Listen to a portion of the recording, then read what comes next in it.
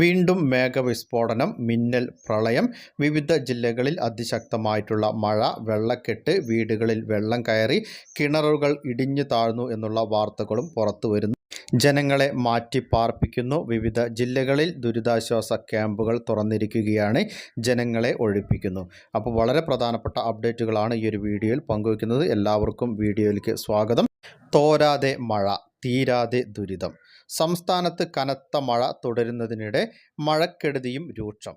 വെള്ളക്കെട്ടും ഗതാഗത തടസ്സവും ജനജീവിതം സ്തംഭിപ്പിച്ച അവസ്ഥയിലായിട്ടുണ്ട്. തിരുവനന്തപുരവും കൊച്ചിയും കനത്ത മഴയിൽ താഴ്ന്ന പ്രദേശങ്ങളിൽ വെള്ളം കയറി. കാലവർഷത്തിന്റെ ഭാഗമായുള്ള മഴയാണ് ഇപ്പോൾ ലഭിക്കുന്നതെന്ന് കാലാവസ്ഥാ വിദഗ്ധർ അറിയിക്കുന്നു. സംസ്ഥാനത്ത് കോട്ടയം, ആലപ്പുഴ, പത്തനംതിട്ട, തിരുവനന്തപുരം, കൊച്ചി, തൃശൂർ തുടങ്ങി പല ജില്ലകളിലും വെള്ളപ്പൊക്ക ഭീഷണിയിലാണ്. മഴക്കാലപൂർവ്വ ശുചീകരണം നടത്താത്തതിനാൽ ഒറ്റ മഴയിൽ തന്നെ നാടും നഗരവും വെള്ളക്കെട്ടിലായിട്ടുണ്ട്. 3 ദിവസത്തിനകം കാലവർഷം കേരളത്തിൽ എത്തുമെന്നാണ് കേന്ദ്ര കാലാവസ്ഥാ വകുപ്പിന്റെ അറിയിപ്പ് വന്നിരിക്കുന്നത്.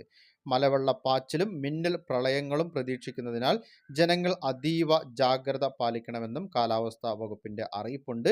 മുഖ്യമന്ത്രി തന്നെ ഇക്കാര്യങ്ങൾ മുൻപ് ഒരു മുന്നറിയിപ്പ് എന്ന രീതിയിൽ ജനങ്ങളെ അറിയിച്ചിരുന്നതാണ്. ഉയർന്ന തിരമാലകൾക്ക് സാധ്യതയുള്ളതിനാൽ തീര മേഖലകളിൽ പ്രത്യേക ജാഗ്രത പുലർത്തണം. മത്സ്യത്തൊഴിലാളികൾ കടലിൽ പോകുന്നതിനും നിയന്ത്രണമുണ്ട്. മഴ തുടരുന്നതിനാൽ അരുവിക്കര ഡാമിന്റെ ഷട്ടറുകൾ കൂടുതൽ ഉയർത്തും.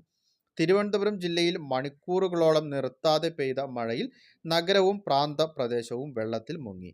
ചാല മാർക്കറ്റും അതുപോലെ തന്നെ ബേക്കറി ജംഗ്ഷനും അടക്കം വെള്ളത്തിലായി. ചാലയിലെ കടകളിൽ വെള്ളം കയറി. തേക്കുംമൂട് അതുപോലെ തന്നെ ഗൗരീശപട്ടണം മേഖലകളിലും വെള്ളം കയറി. ആളുകൾ വീടുകൾ ഒഴിയുകയാണ്. എറണാകുളം ജില്ലയിൽ ഇന്നലെ വ്യാപകമായി അതിതീവ്ര മഴയാണ് പെയ്തിരിക്കുന്നത്. മലങ്കര അണക്കെട്ടിലെ 4 ഷട്ടറുകൾ 20 സെന്റിമീറ്റർ വീതം ഉയർത്തി. കനത്ത മഴയിൽ നൂറുകണക്കിന് വീടുകൾ വെള്ളത്തിൽ മുങ്ങി. നിരവധി വീടുകൾ തകർന്നു. 8 മരണങ്ങൾ ഇതുവരെ റിപ്പോർട്ട് ചെയ്തിട്ടുണ്ട്.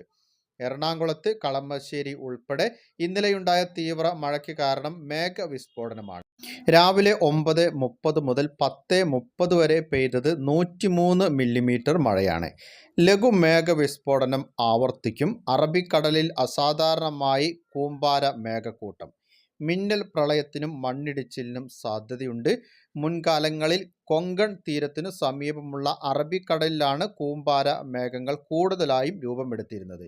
അതിപ്പോൾ കേരളത്തിന്റെ ഭാഗമായ തെക്ക് കിഴക്കൻ അറബിക്കടലിലേക്ക് മാറുന്നതാണ് കേരളത്തിൽ മേഘവിസ്ഫോടനത്തിന് ഇടയാക്കുന്ന മഴ പെയ്യിക്കുന്നതെന്നാണ് കുസാറ്റ് കാലാവസ്ഥാ വിദഗ്ധർ വ്യക്തമാക്കുന്നത്. കാലാവസ്ഥാ മാറ്റങ്ങൾ പ്രതീക്ഷിക്കുന്നതിലും വേഗത്തിലാണ് സംഭവിച്ചുകൊണ്ടിരിക്കുന്നതെന്നും ഗവേഷകർ പഠനങ്ങളിൽ വ്യക്തമാക്കുന്നുണ്ട്. മണിക്കൂറിൽ 10 സെന്റിമീറ്റർ മഴയാണ് മേഘവിസ്ഫോടനമായി കണക്കാക്കുന്നത്. പൊതുജനങ്ങളുടെ അറിവിലേക്കായി വളരെ പ്രധാനപ്പെട്ട അറിയിപ്പിന്റെ വിശദവിവരങ്ങളാണ് പങ്കുവച്ചത്. മറ്റുള്ളവരിലേക്കും ഈ ഇൻഫർമേഷൻ ഷെയർ ചെയ്തെത്തിക്കണം. നിങ്ങളുടെ അഭിപ്രായങ്ങളും നിർദ്ദേശങ്ങളും കമന്റിലൂടെ എഴുതി അറിയിക്കുക. പുതിയൊരു വീഡിയോയിൽ വീണ്ടും കണ്ടുമുട്ടാം.